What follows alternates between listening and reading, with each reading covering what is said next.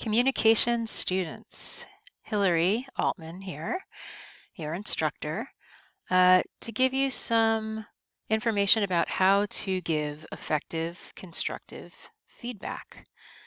Part of the requirements for this course is that you learn how to give constructive feedback to your classmates and that you actually practice constructive feedback during our speeches. So let's talk about constructive feedback. What is constructive feedback? Well, as you know, public speaking is a skill. So no one's a born public speaker. We all have to learn how to improve our public speaking skills.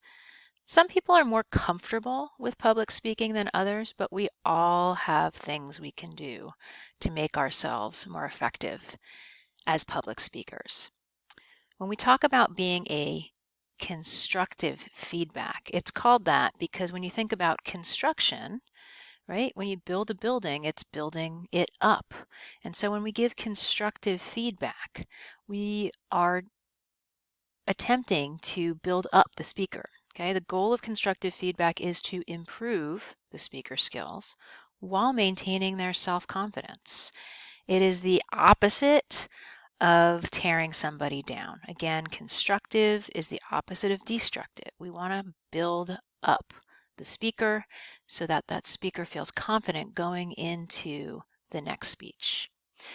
Constructive feedback tells people what they do well, and that way they can learn what their strengths are.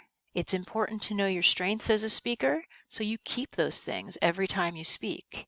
In addition to that, we want to provide one suggestion for improvement to the speaker. Okay, so there's only two parts of constructive feedback. It's pretty simple. Part one is where we tell the speaker what they already do well. It is really important in this part to be specific. If somebody says to you, "Good job," you don't know what you did a good job in. So you need to hear the specifics of the strength that you demonstrated. For example, you might say, "Phenomenal eye contact. You truly connected with the audience." Or, "Wonderful use of gestures to demonstrate your enthusiasm for the subject." You can compliment the speaker on any aspect of his or her speaking skills. And with part one, you want to put in as many strengths as you see. There's no limit. Part two, however, we want to limit ourselves to one suggestion for the speaker to improve. Again, remember the goal of constructive feedback is to build the speaker up, not to tear them down. So we don't want to give them lots of little things to fix, and we don't want to put the constructive feedback in terms of here's what you did wrong. Instead, we want to be future oriented. And so we always start part two with the same three words, in future speeches. When we say that, it delivers the message to the speaker that they're going to speak again, and in those future speeches, they can improve their speaking skills. So when you're doing constructive feedback and you're putting down words in part two, after the words in future speeches, you'll choose just one area that you noticed when they were speaking that you feel like would most improve their general overall speaking. And it's going to be different for every speaker. Sometimes the person speaks too fast, but you wouldn't say you're speaking too fast because that would not be constructive. Instead, you might say, in future speeches, please slow your vocal rate so that we can understand every important word. Another hint with constructive feedback in part two is try not to tell the person what not to do. If you've ever been in a situation where somebody tells you what not to do, it's really hard. How do you move forward, right? Don't do that. What should I do? So you want to be really conscious of telling them what will make them a better speaker. Here's a couple of examples. In future speeches, notice that you use the vocal fillers and okay, and work to use silence instead. Or, in future speeches, don't be afraid to smile and connect with your audience. So what should you look for when providing constructive feedback? You're going to just notice these things naturally. I would say you're going to notice the strengths of the speaker, and you'll also probably naturally notice the areas for improvement. But I'd say if you're choosing carefully, you want to focus on the areas that we focus on in the speech. So you're graded on 5 different areas when you are actually speaking. The structure, right? Are you following some basic structure? Is there a clear introduction? Are there well-stated transitions? Is there a clear conclusion? Or does the person just seem to go all over the place? Number 2, volume. This is pretty easy when we're doing online speaking, but sometimes the person is so quiet, it's hard to hear them. Number 3, nonverbal communication.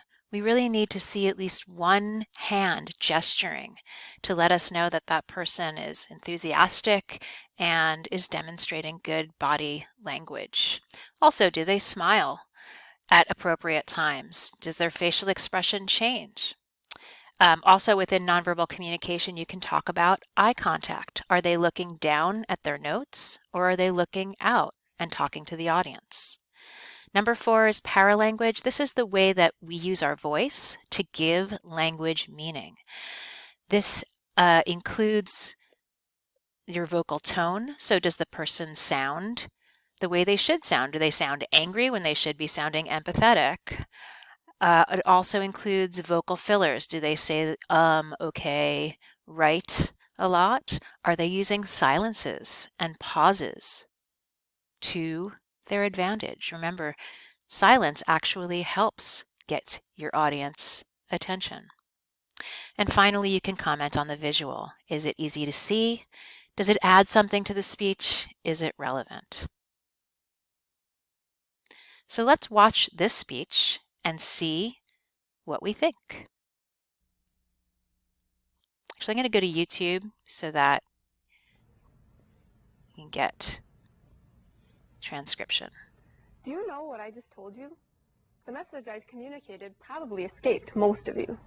Communication through hand motions is something we do all the time without even thinking about it. For most of us, it's a supplement to spoken language. But for many deaf and hearing impaired people, sign language isn't just a supplement, it's a primary mode of communication. I'm not an expert in sign language, but I've been interested in it for several years. My father's the treasurer for a group of deaf and hearing impaired people, and I've attended some functions with that group.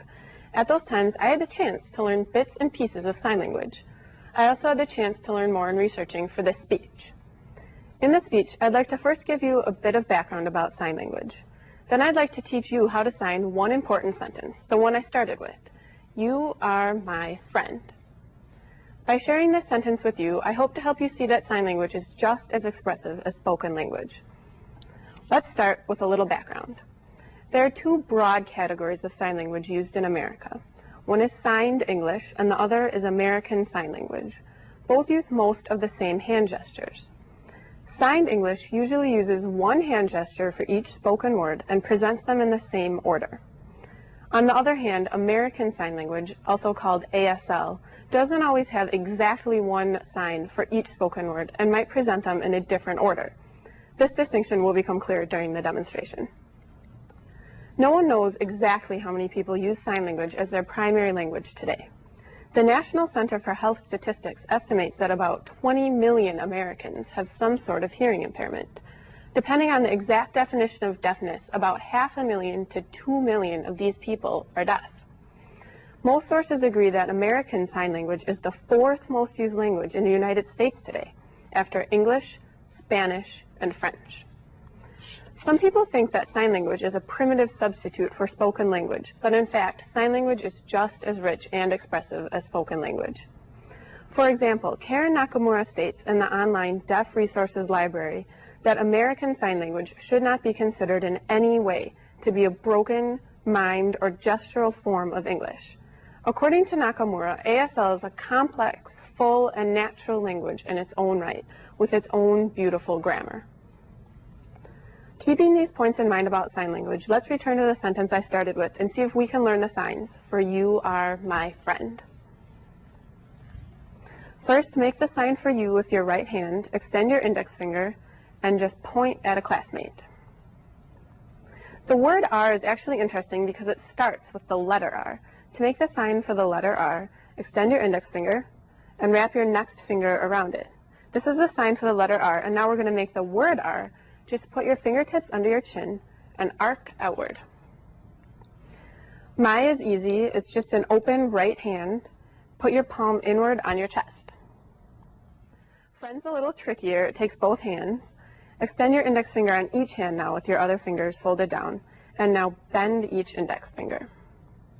Now you're going to hook together, hanging the back and knuckles of your right hand outward from your left hand. And now reverse, then back and knuckles of your left hand hanging outward from your right hand. Now please tell a classmate these 4 signs slowly. You are my friend. And now try to sign the whole sentence quickly. You are my friend. What you just learned was signed English. In American Sign Language, the word are is generally implied, so you wouldn't need to use it. So the sentence in ASL would usually just be, you're my friend. In closing, I hope you learned that sign language is just as expressive as spoken language. Think back to the way we signed friend. That sign isn't an arbitrary combination of empty symbols. It's a visual depiction of the way friends really are, interdependent, interlocked. In addition to learning how to sign the sentence, you are my friend, I hope you also take away from this speech a new appreciation for the complexities of sign language.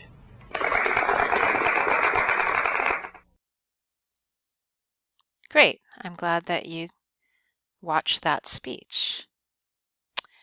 So, what would your constructive feedback be for this speaker?